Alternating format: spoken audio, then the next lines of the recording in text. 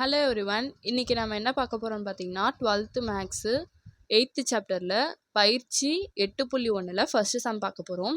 F of x equal to root cube x என்க. X equal to 27இல் நேரியல் தோராய மதிப்பை காண்க. நேரியல் தோராய மதிப்பை பயன்படுத்தி ரூட் கியூப் 27.2வின் மதிப்பை காண்க அப்படின்னு கொடுத்துருக்காங்க.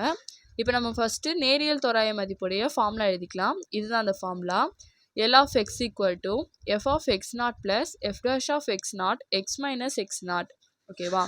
இப்போ அவங்க கொடுத்துருக்க f of xஐ நம்ம எப்படி எழுதிக்கலாம்னு பார்த்தீங்கன்னா ரூட் கியூப் எக்ஸ்ன்னு கொடுத்துருக்காங்க f of x. நம்ம இப்போ எப்படி எழுத போகிறோம்னு பார்த்தீங்கன்னா f of x equal to x 1/3ன்னு எழுதிக்கலாம். இப்போ நமக்கு வந்து f of x naught தான் நமக்கு இங்கே தேவை. நம்ம கண்டுபிடிச்சிருக்கிறது f of x. இப்போ எக்ஸ் இருக்கிற இடத்துல எக்ஸ் நாட்னு போட்டு எக்ஸ் நாட் 1/3 அப்படின்னு எழுதிக்கிங்க. அடுத்தது f dash of x equal to இதோடைய ஃபார்முலா தான் n x பவர் n-1. இப்போ நம்ம ஃபார்முலாவில் அப்ளை பண்ணி பார்த்தீங்கன்னா 1/3க்கு முன்னாடி வந்துடும் எக்ஸ் 1/3 - 1. இதை நம்ம மைனஸ் பண்ணோன்னா -2/3. நமக்கு ஆன்சர் வந்து மைனஸில் வேண்டான்றதுனால இதை வந்து 1/3 எக்ஸ் பவர் 2/3ன்னு எடுத்துக்க போகிறோம். நமக்கு இங்கே ஃபார்முலாவில் என்ன கேட்டிருக்காங்க, எஃப் டேஷ் ஆஃப் எக்ஸ் நாட்டுன்னு கேட்டிருக்கிறதுனால நம்ம இதையும் எஃப் டேஷ் ஆஃப் எக்ஸ் நாட்டுன்னு எழுதிக்க போகிறோம். அப்போ f dash of x not equal to 1/3 x வர இடத்துல எக்ஸ் நாட்டை போட்டு 2/3 எழுதிக்க போகிறோம். இப்போ இதை நம்ம ஃபார்முலாவில் சப்ஸ்டியூட் பண்ண போகிறோம். ஓகேவா? அப்போ l of x equal to f of x நாட்டுக்கு என்ன கண்டுபிடிச்சிருக்கோம், எக்ஸ் நாட் 1/3ன்னு கண்டுபிடிச்சிருக்கோம் பவர். அப்போ x not power 1/3 plus f dash of x நாட்டுக்கு என்ன கண்டுபிடிச்சிருக்கோம், 1/3 எக்ஸ் நாட் ஆஃப் 2/3ன்னு கண்டுபிடிச்சிருக்கோம். அப்போ அந்த 1/3 x naught of power 2/3 x minus x நாட்டுன்னு எழுதிக்கிங்க. ஓகேவா? இப்போ நம்ம எக்ஸ் நாட்டுக்கு என்ன வேல்யூ எழுத போகிறோம்னு பார்த்தீங்கன்னா 27 எழுத போகிறோம். அப்போ எக்ஸ் நாட் எங்கெல்லாம் வருதோ அங்கெல்லாம் 27 வந்து நம்ம எழுத போகிறோம். அப்போ l of x equal to 27 1/3 plus 1/3 27 power 2/3 x minus 27. இப்போ இந்த 27 எப்படி எழுதலாம்னு பார்த்தீங்கன்னா 3 கியூப்னு எழுதலாம்.